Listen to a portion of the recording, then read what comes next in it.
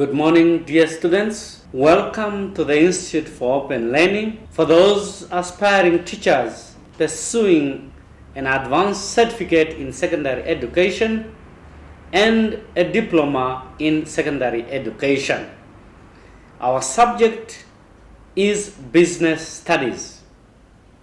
The content of our class will be examination based for 2021. I am your tutor, Mr. Smanza. I can be reached at the following contact number 081 440 339. Let's look at the summary of what we expect in our class today. We'll look at the important topics of the examination preparation. We'll look at a summary, or this class will serve as a summary of the 3 examinations that will be May, August, and November. This class will serve as an examination guide in terms of preparation for the said examination and writing.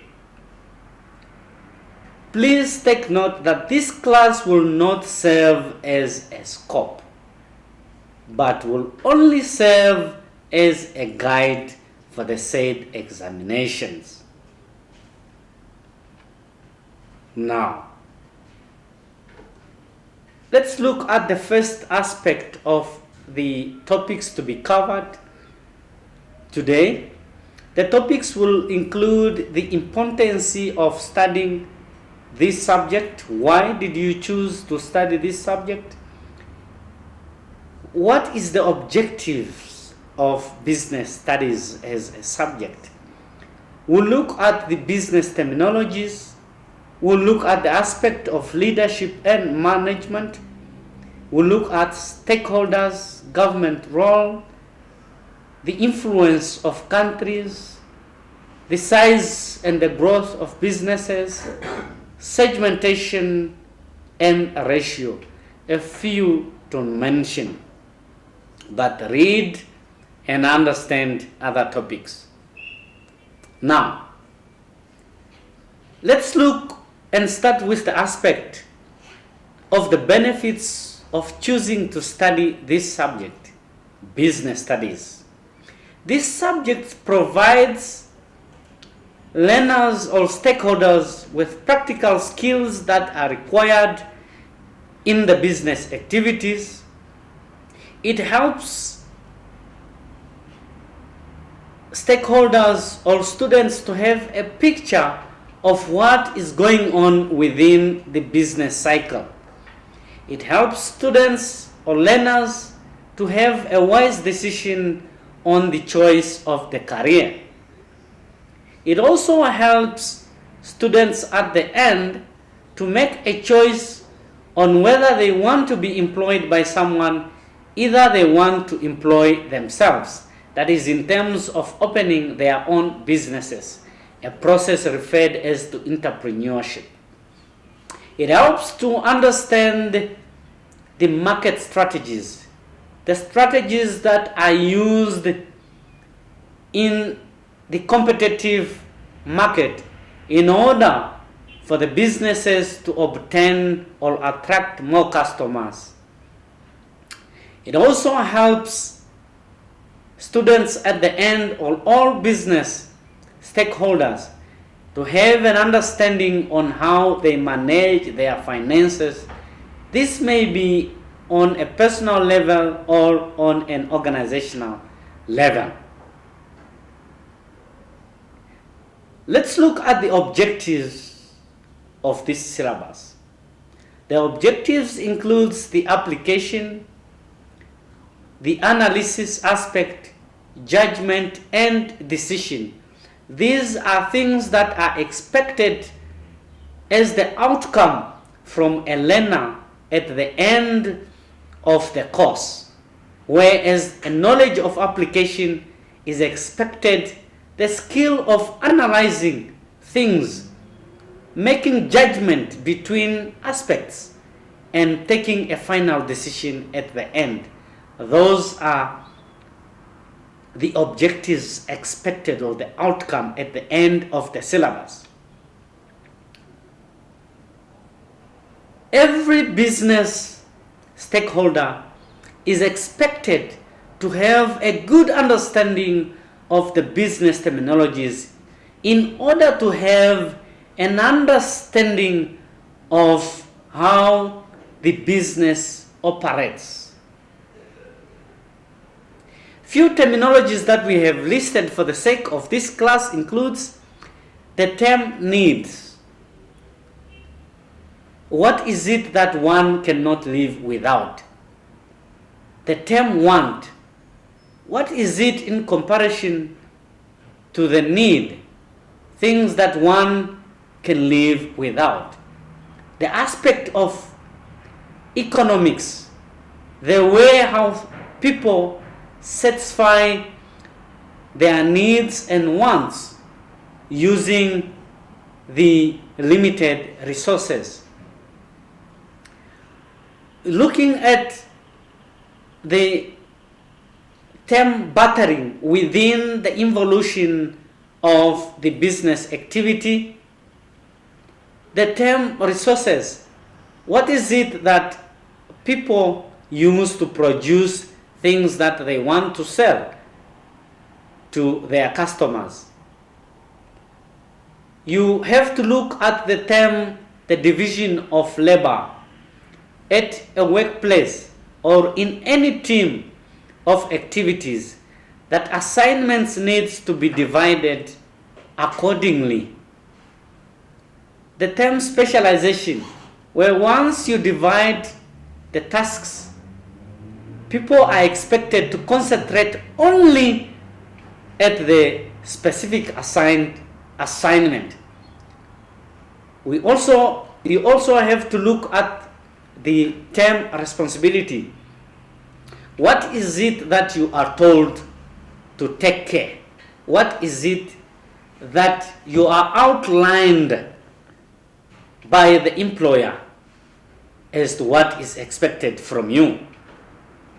Look at the term authority, the power of control within the business activity or within the hierarchical structure of an organization, the chain of command, the flow in which this authority should pass through to the intended receiver of the instruction. Please read more of the business terminologies and understand. Let's look at the aspect of leadership within any business activity in an organization, where there are people that are there to lead others towards achieving their objectives. And these are referred as to leaders and managers. Now, but there is a difference between the people who leads and those that manage.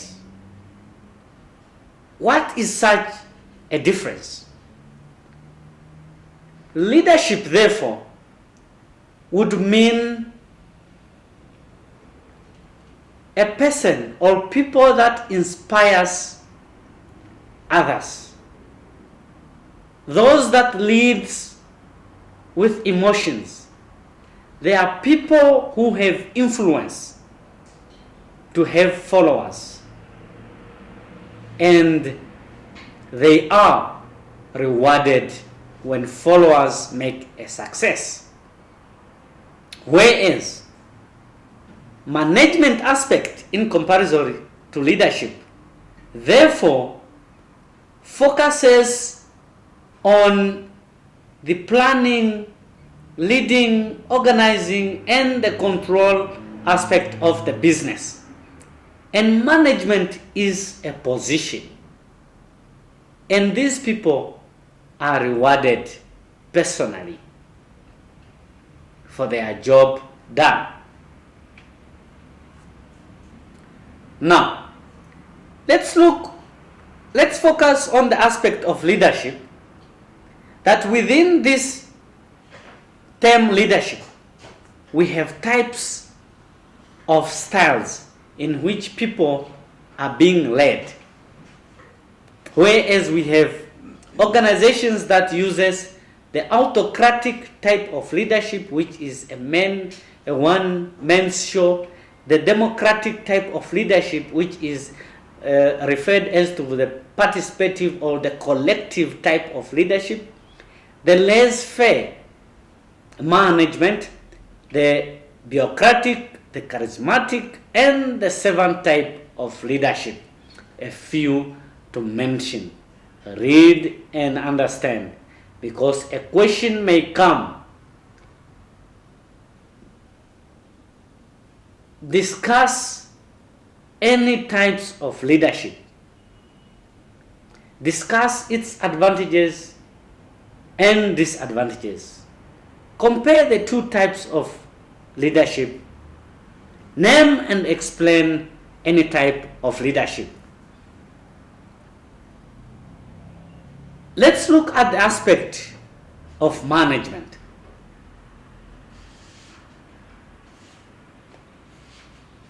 As managers, the people we have discussed as the people who are responsible for the planning, organizing, and the control of all the business activities. What is it that we can refer to as the qualities of a good manager? What is it that is expected in a good manager? These are people with self-confidence, those that have skills to resolve problems, and they have skills to articulate all operational communication in a clear and proper manner. Those with the knowledge of the organizational operations. A few to mention. Read and understand. Now, within any relation, that is either family-wise or organization-wise, there are types of, or there is a conflict, or there can be a misunderstanding between family members, organization-wise, between employees, and all those stuffs. Now, in terms of the business relations, we have stakeholders, people that have an interest in the business, that can either be referred or can be classified as internal stakeholders and others as external stakeholders. Now, let's try to clarify the relations, or the relations in which this conflict can exist within the business activities. There can be a conflict between shareholders and the management. There is, or there can be, a conflict between a customer and the business, between the supplier and the business, within the community and the business, and within the management and employees.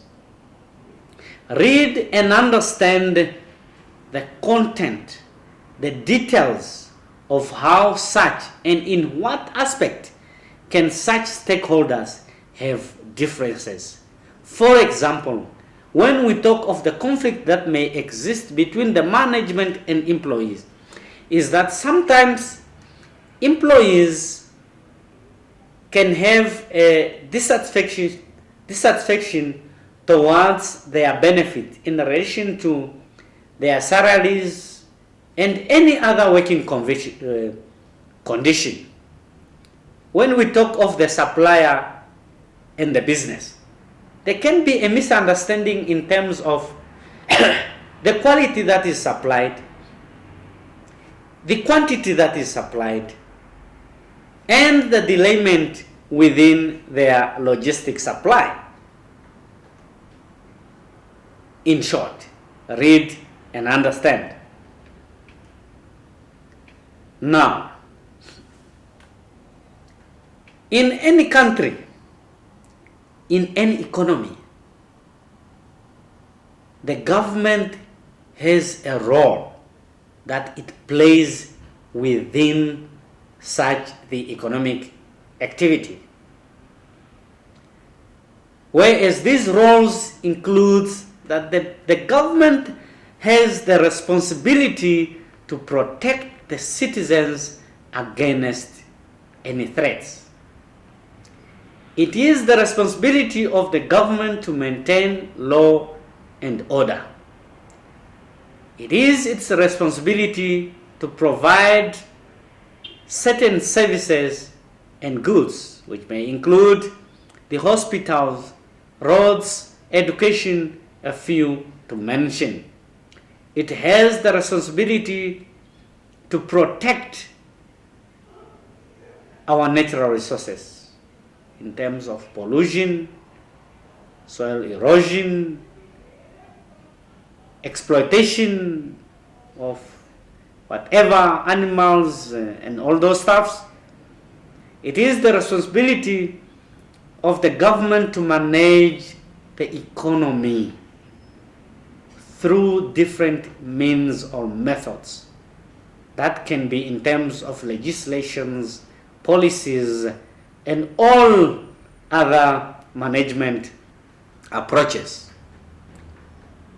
It is the responsibility of the government to encourage competition within the competitive market.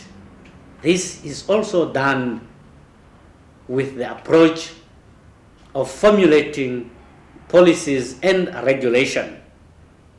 It is the responsibility of the government to fight corruption.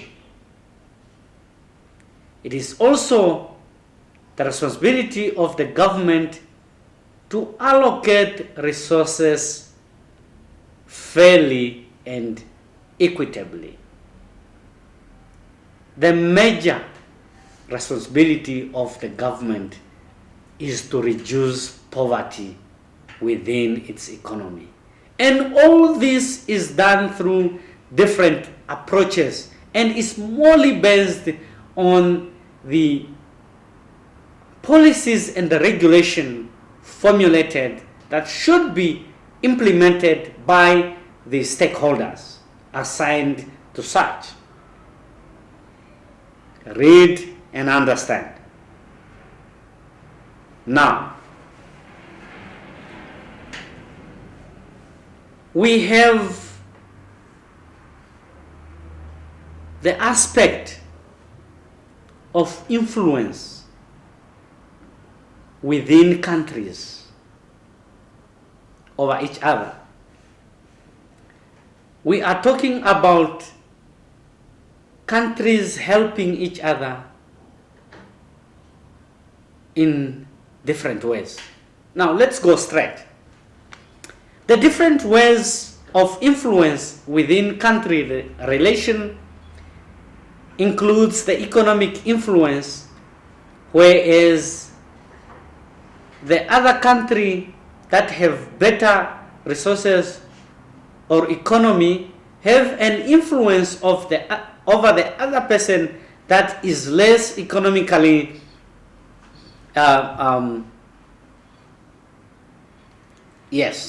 economically influenced in terms of influence, that this influence can be done through donations and provision of loans to the less privileged economy. Countries can still influence the other country through the military influence.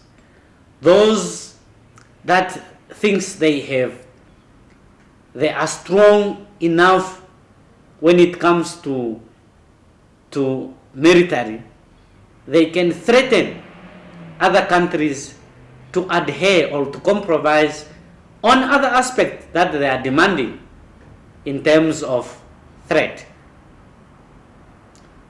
We have the cultural influence within the country relation, whereas the other countries may be inspired by the other country on how they are doing their things, which influence their economic growth. In short, read and understand. When you are asked a question to discuss the influence of countries in terms of economic, cultural, and maritime, please discuss and explain clearly. Read and understand.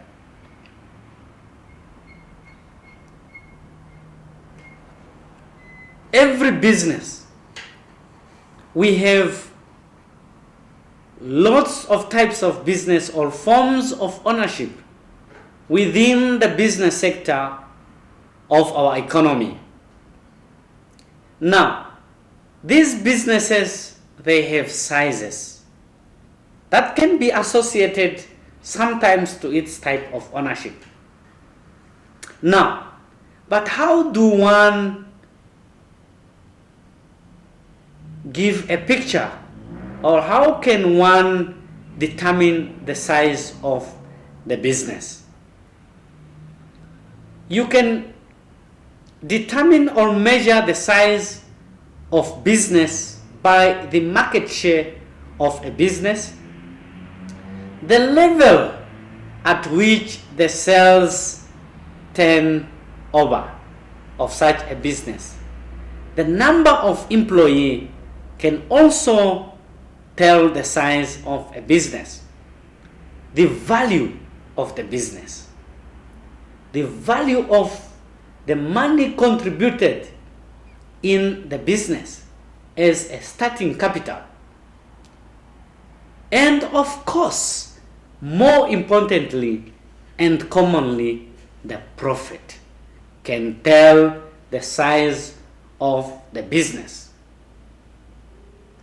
But there is a problem in measuring such businesses, that is in terms of profit and turnover. For example, we have small businesses that makes more profit than the big businesses. We have other businesses that sells more and get less, and those that sells less gets more. So those are the other challenges in measuring a business that one or stakeholders needs to understand and know when using such tools as an evaluation for the size of the business. Now, every business wants to grow. No one wants to be at one stage within a longer period of years. Now, a business can grow in different ways. That can be internally and externally. The business can grow internal in terms of resources, where it can increase its sales, add value to its human resource, and it can still also grow externally in a sense of acquiring other businesses, that is buying and merging with other bigger companies or smaller countries that may, small companies that may matter in any context. Read the advantages and disadvantages associated to the types or the ways on how a business can grow. What is the advantages when you acquire or when you merge with another company? What are the disadvantages associated to such an approach? What are the advantages associated when we choose only to stick to the internal growth, that will not buy any other business, will not merge with other businesses, but will take the approach of focusing on our internal resources? What are the advantages and disadvantages associated to such a choice?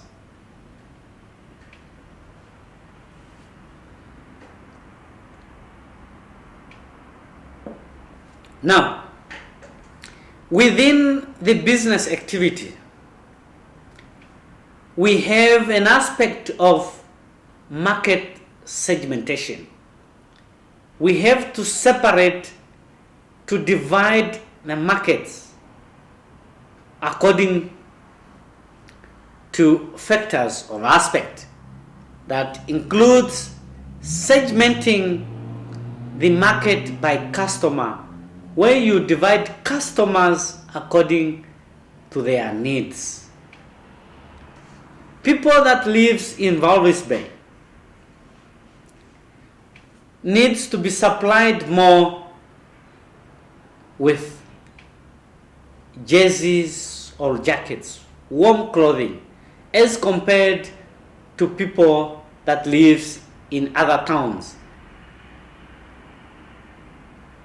Which part of the customers eats more of a certain product? Then you concentrate. You divide according to their needs and to the demand. There is a segment of product where a specific product is selected and divided within that market. We can segment by region, where we divide the market by the geographical regions.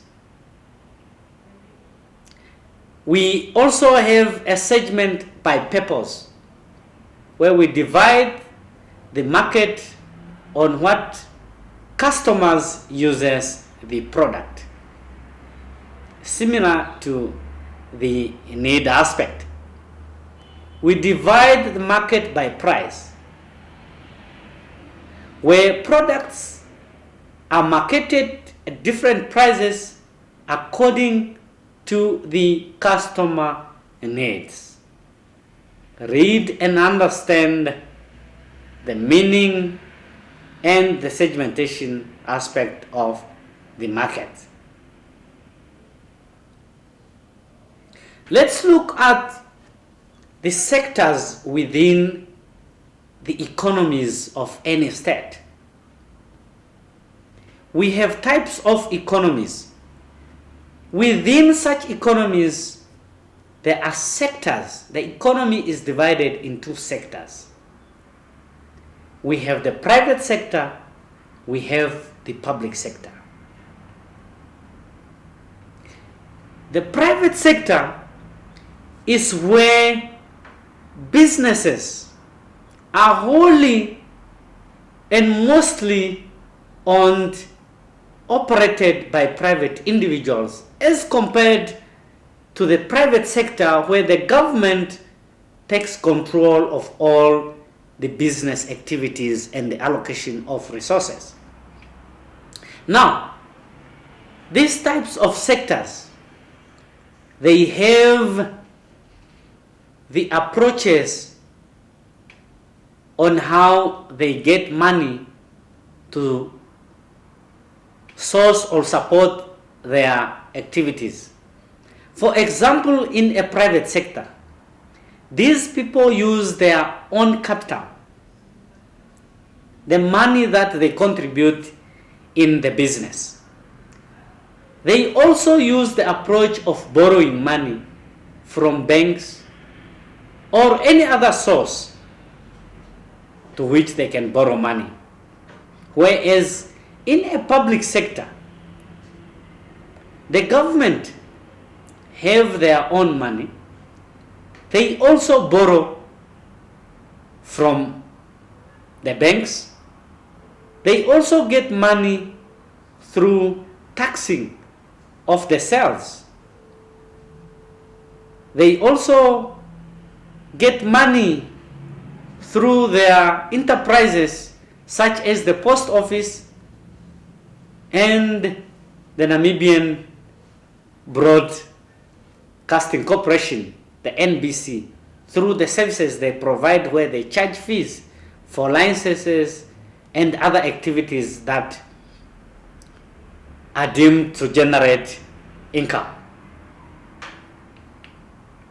Read and understand. Understand that within the economy we have sectors. Such sectors can either be private or be public. Read and understand. Let's look at what is referred as to the 5 C's of a credit analysis or the loan approval. We are talking about the source of finance for the private and the public sector.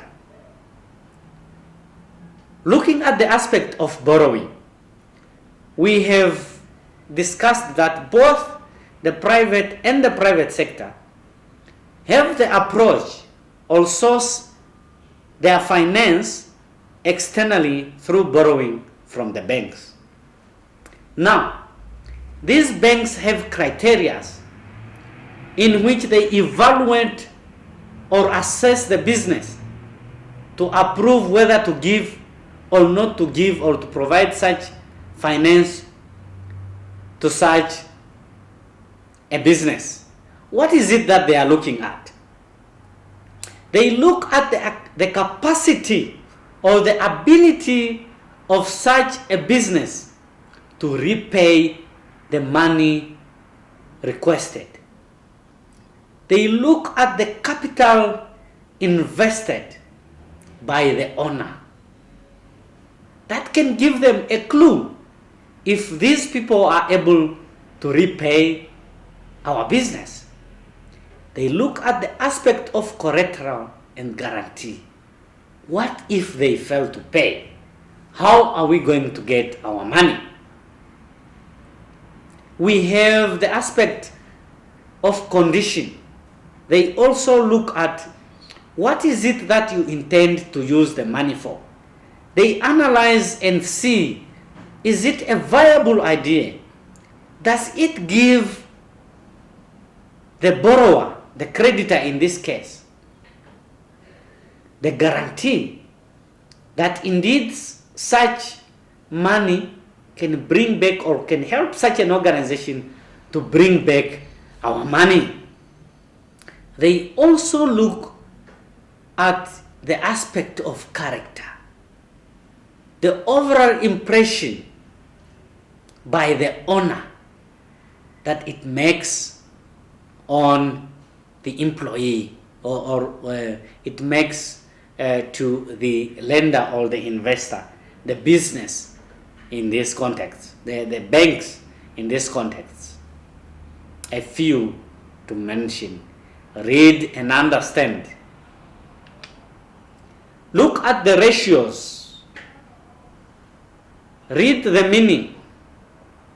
Study the formulas and understand the calculations. Examples of the formulas includes the gross profit, the net profit, the margin, and the gross profit margin. Study and understand. You may be asked a question in a case scenario. You may be asked to explain certain business ratios. you may be asked to explain the formula of a certain ratio. Read and understand. You are also advised to look at the aspect of the World Trade Organization. What does it mean? What does the term WTO stands for? What is its mandate? Look at the formal and the informal sectors, which may include the characteristics, the pros and the cons of such sectors. Look at the aspect of packaging, the entrepreneurship, trade union, conflict resolution, and ownership. Read and understand. Now, the aspect of the content of the important topics of discussions are done. Let's look at the aspect of examination preparation and the writing as explained on what is expected in our class. Now let's first tackle the aspect of preparation. What is it that you are expected to do or advised to do during your examination preparation? The first thing is that you are advised to pray during your preparation. This is on a social basis. It is an advice. You are required or you are advised or to take note that all questions that you will find in the examination are from the content of the study guide provided by this organization or institute, the Institute for Open Learning. Please take note. You are also advised that you are not limited only to the study guide, but you can also consult other sources. It may include the library, the internet, and any other people with knowledge in such aspect. Make sure you understand the outcome of each unit in your study guide. And B, please make sure you get information about the venue and the time of such an examination in advance. Do not forget to carry enough necessary materials for the examination. That may include your pen, your white ruler, a few to mention. Any other material that may be required for that sake for that examination or subject. The aspect of preparation is finished. Now we move on to the aspect of during the examination. You have prepared and it's time to write. You are in the hall. What is it that you are advised? Do not forget to pray. That is on a social basis. Please make sure you first read carefully the examination instructions for you to know what is expected in the examination. This is for you to avoid the disqualification or the loss of marks. You are also advised not to take any form of the notes into the examination. Otherwise, you'll be disqualified unless required. Please consider the marks allocated at the end of the question, as this will serve as a guide on the content required in order for you to get the required marks and avoid losing of such marks. Make sure you understand the meaning of the verbs used in a question. This is very important and is one of the aspects, challenges identified in the questions. Please read and understand the meanings of terminologies. For example, discuss, briefly outline, differentiate, a few to mention. My dear students, this brings us to the end of our class for today, and I wish you good luck.